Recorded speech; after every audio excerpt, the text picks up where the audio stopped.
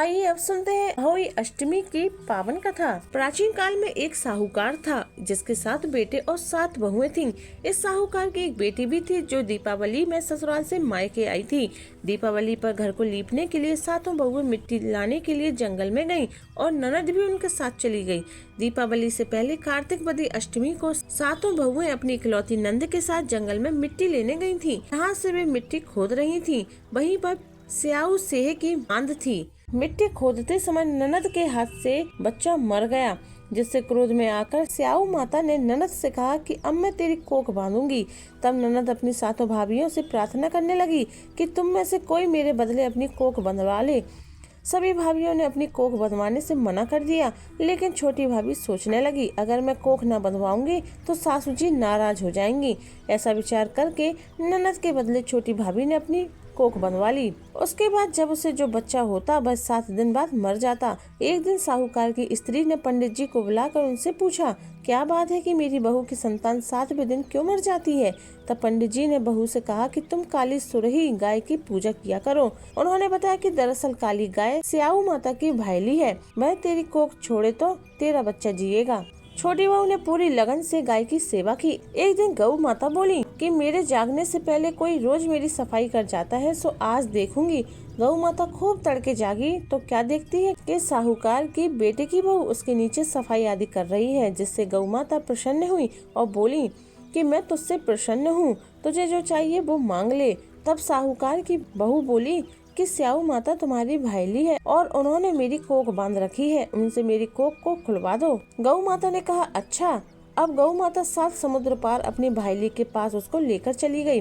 रास्ते में कड़ी धूप थी, इसलिए दोनों एक पेड़ के नीचे बैठ गईं। इतने में वहाँ एक सांप दिखाई दिया। उसी पेड़ पर गरुड़ पंखनी के बच्चे थे। सांप गरुड़ पंखनी के बच्चों को मारने लगा।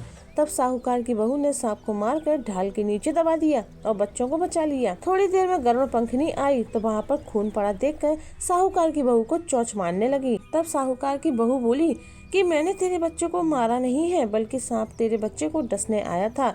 मैंने तो तेरे बच्चों की रक्षा की है। इससे गरुड़ पंखनी प्रसन्न हुई और बोली कि मांग क्या मांगती है? वह बोली 7 समुद्र पार स्याऊ माता रहती है, मुझे तू उनके पास पहुंचा दे। तब गरुड़ पंखनी ने दोनों को अपनी पीठ पर बैठाकर स्याऊ माता के पास पहुंचा दिया। स्याऊ माता उन्हें देखकर बोली कि आ बहन, बहुत दिनों बाद आई है। फिर कहने लगी कि बहन मेरे सिर में जूं पड़ गई है। तब सुरही के कहने पर साहूकार की बहू ने सिलाई से उसकी जुएं निकाल दी। इस पर स्याऊ माता प्रसन्न होकर बोली कि तेरे 7 बेटे और 7 बहुएं हों। साहूकारनी बोली कि मेरा तो एक भी बेटा नहीं है, 7 कहाँ से होंगे?